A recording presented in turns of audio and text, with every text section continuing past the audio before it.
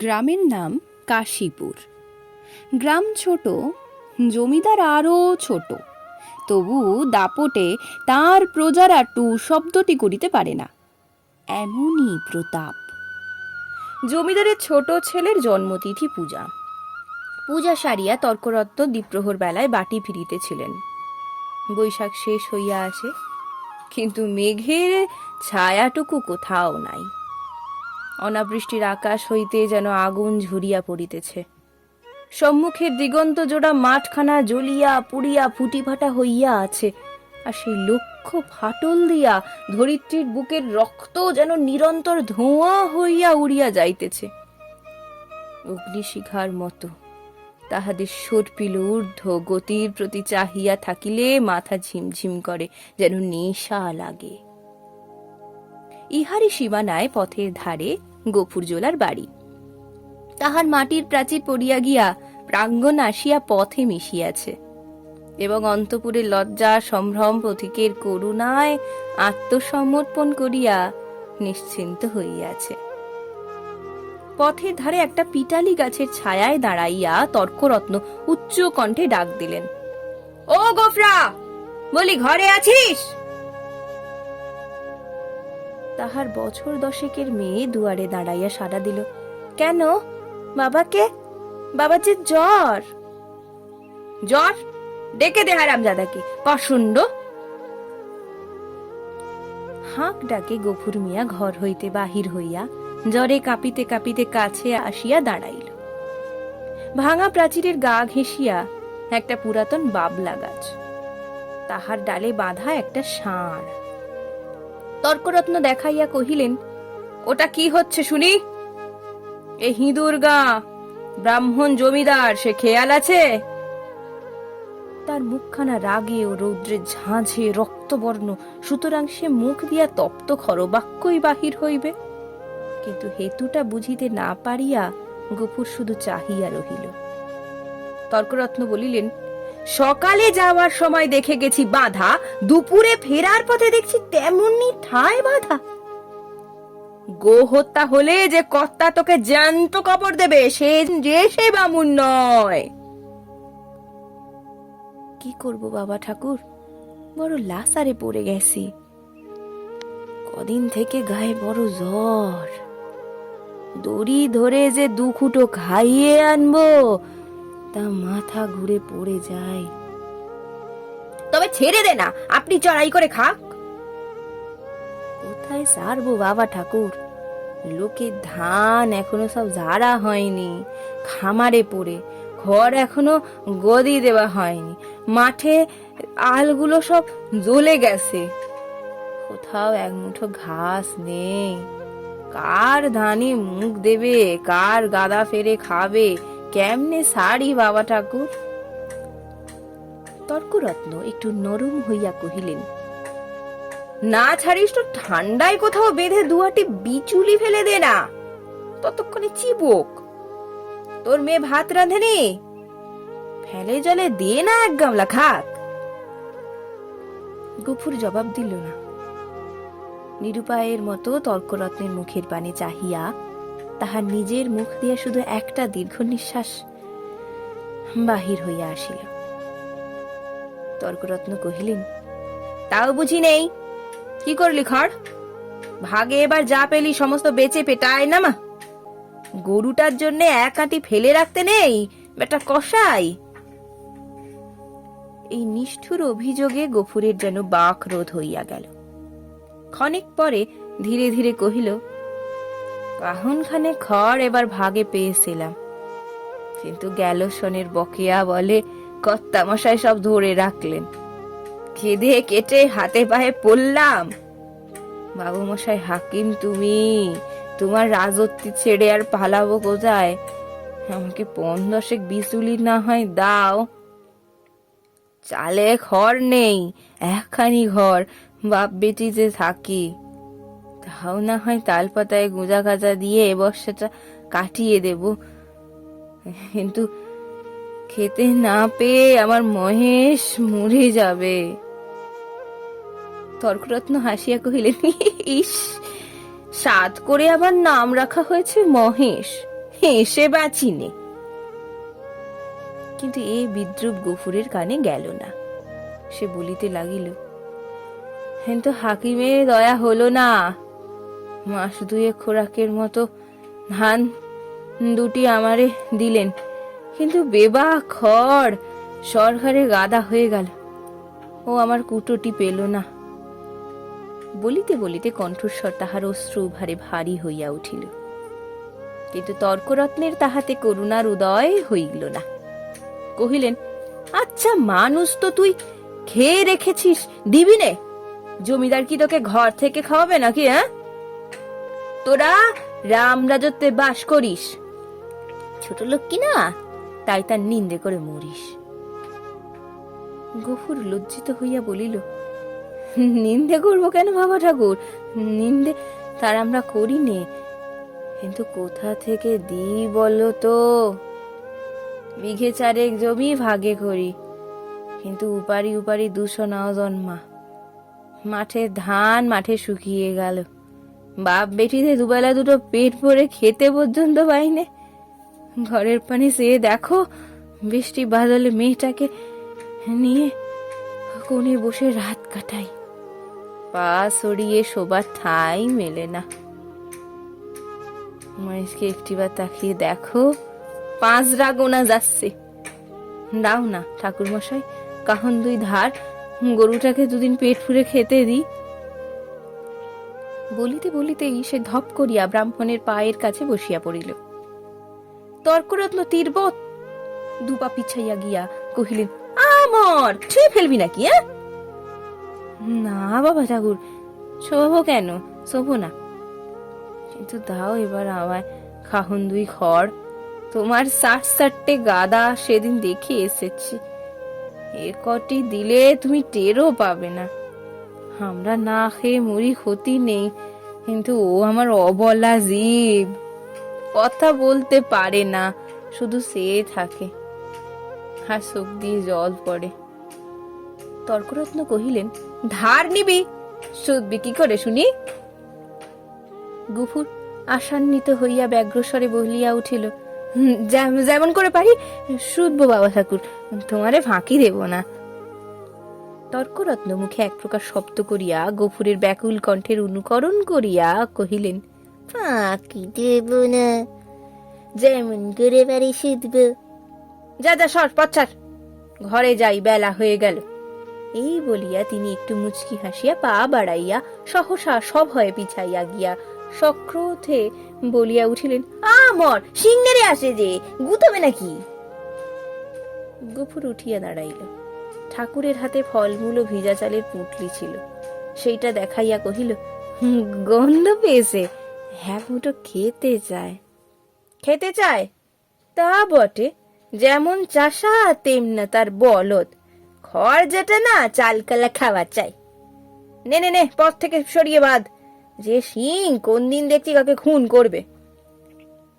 এই বলিয়া তর্করত্ন পাশ কাটাইয়া হন হন করিয়া চলিয়া গেলেন। গফুর সেদিক হইতে দৃষ্টি ফিরাইয়া ক্ষণকাল স্তব্ধ হইয়া মহেশের মুখের দিকে চাহিল। তাহার নিবিড় গভীর কালো চোখ দুটি বেদনা ও ক্ষুধায় ভরা। গফুর কহিল, তোকে দিলে না এক মুঠো?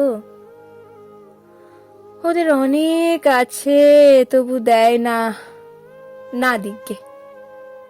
তাহার গলা বুঝিয়া আসিল, তারপরে চোখ দিয়া টপ টপ করিয়া জল পড়িতে লাগিল। কাছে আসিয়া নীরবে ধীরে ধীরে তাহার গলায় মাথায় পিঠে হাত বুলাইয়া দিতে দিতে চুপি চুপি বলিতে লাগিল, মহেশ, তুই আমার ছেলে, তুই আমাদের 8 সন প্রতিপালন করে বুড়ো হয়েছিস, তোকে আমি পেট পুরে খেতে দিতে পারিনি, কিন্তু তুই তো জানিস তোকে আমি কত ভালোবাসি। মহেশ প্রত্যুত্তরে গলা বাড়াইয়া আরামে চোখ বুজিয়া রহিল। গফুর চোখের জল গরুটার পিঠে এর উপর রগড়াইয়া মুছিয়া ফেলিল। তেমনি অস্ফুটে কহিতে লাগিল, জমিদার তোর মুখের খাবার কেড়ে নিলে, শ্মশানের ধারে গাঁয়ের যে গোচরটুকু ছিল তাও পয়সার লোভে জমা বিলি করে দিলে। ওই দুর্বৎসরে তোকে কেমন করে বাঁচিয়ে রাখি বল? ছেড়ে দিলে তুই গাদা ফেরে খাবি, লোকের কলা গাছে মুখ দিবি। তোকে নিয়ে যে আমি কি করি? গায়ে আর তো জোর নেই, দেশের কেউ তোকে চায় না, লোকে বলে তোকে গোহাটায় বেচে ফেলতে। কথাটা মনে মনে উচ্চারণ করিয়াই আবার তাহার দু চোখে বহিয়া টপ টপ করিয়া জল পড়িতে লাগিল। হাত দিয়া মুছিয়া গফুর একবার এদিক ওদিক চাহিল, তারপরে ভাঙা ঘরের পিছন হইতে কতকটা পুরনো বিবর্ণ খড় আনিয়া মহেশের মুখের কাছে রাখিয়া দিয়া আস্তে আস্তে কহিল, নে শিগগির খেয়ে নে বাবা, দেরি হলে আবার। বাবা! কেন মা, ভাত খাবে এসো বলিয়া আমিনা ঘর থেকে দুয়ারে আসিয়া দাঁড়াইল। এক মুহূর্ত চাহিয়া থাকিয়া কহিল, মহেশকে আবার চাল ফেড়ে খড় দিয়েছ বাবা? ঠিক এই ভয়ই সে করিতেছিল। লজ্জিত হইয়া বলিল, পুরনো পচা ঘর মা, আপনি জোরে যাচ্ছিল। আমি যে ভেতর থেকে শুনতে পেলাম বাবা, তুমি টেনে বার করছো। না মা, ঠিক টেনে নয় বটে, কিন্তু দেওয়ালটা যে পড়ে যাবে বাবা। গফুর চুপ করিয়া রহিল।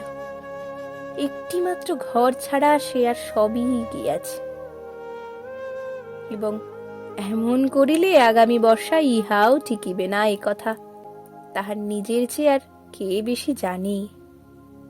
অথচ এ উপায়ই বা কটা দিন চলে।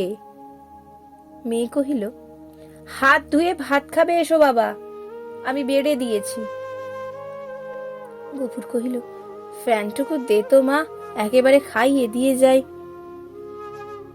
ফ্যান যে আজ নেই বাবা, হাঁড়িতেই মরে গেছে। নেই? গফুর নীরব হইয়া রহিল। দুঃখের দিনে এটুকু যে নষ্ট করা যায় না, এই 10 বছরের মেয়েটাও তাহা বুঝিয়াছে।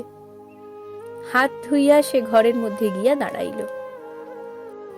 একটা পিতলের থালায় পিতার সাকান্ন সাজাইয়া দিয়া কন্যা নিজের অন্য একখানি মাটির সানকিতে ভাত বাড়িয়া লইয়াছে।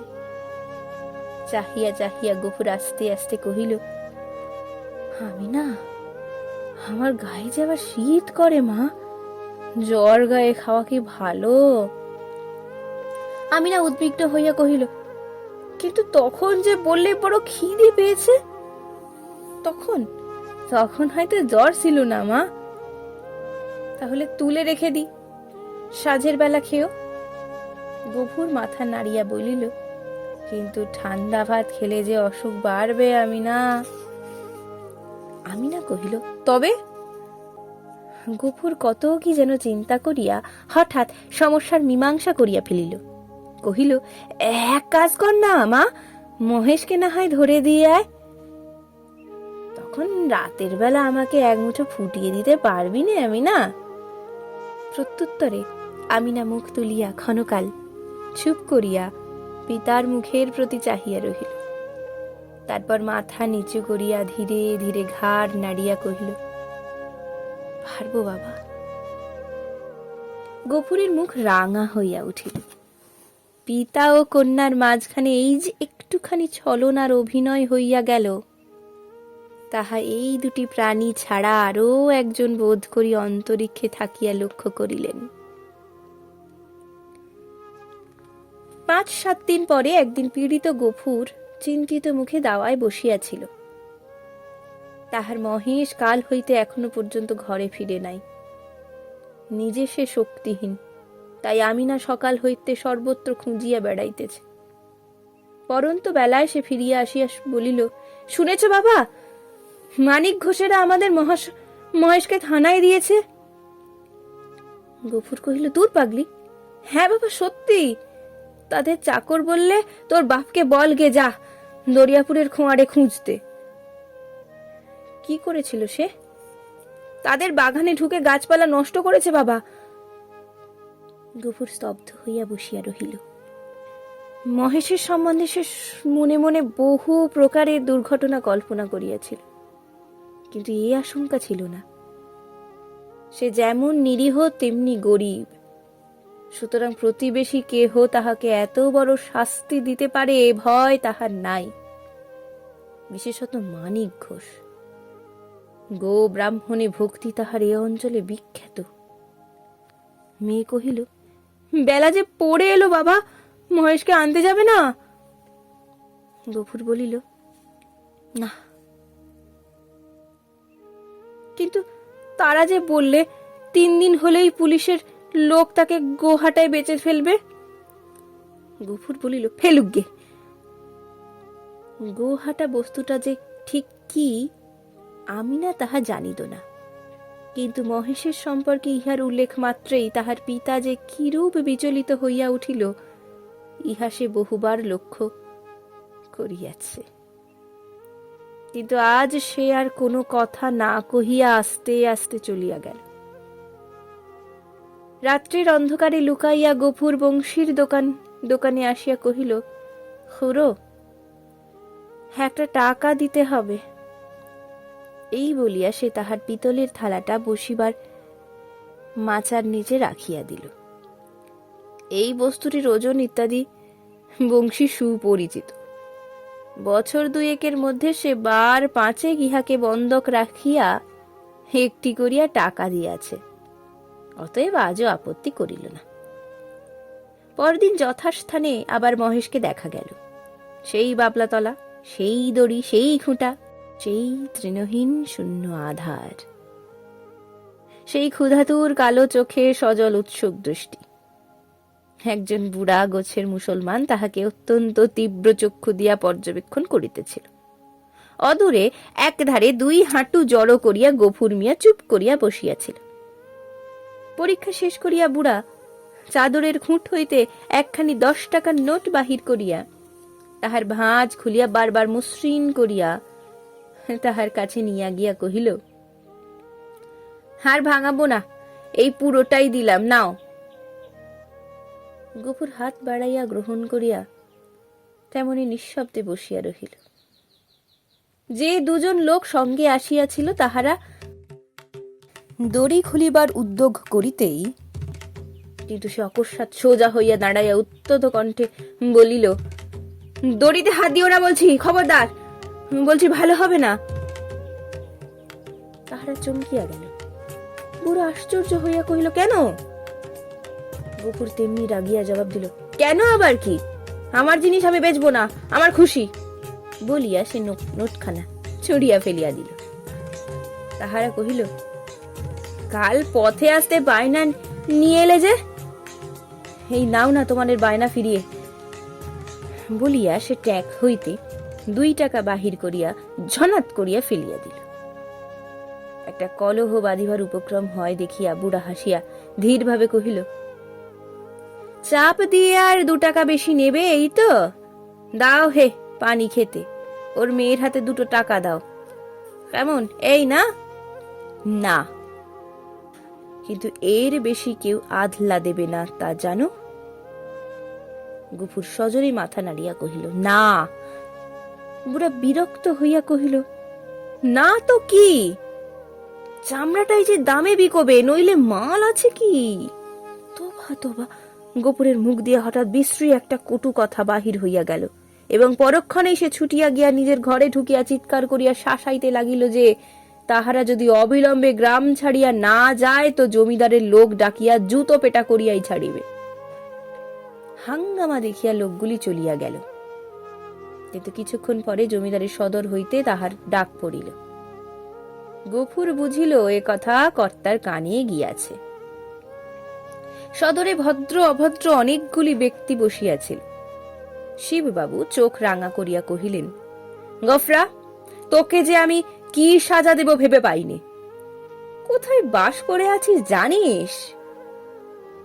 গফুর হাত জোড় করিয়া কহিল, জানি।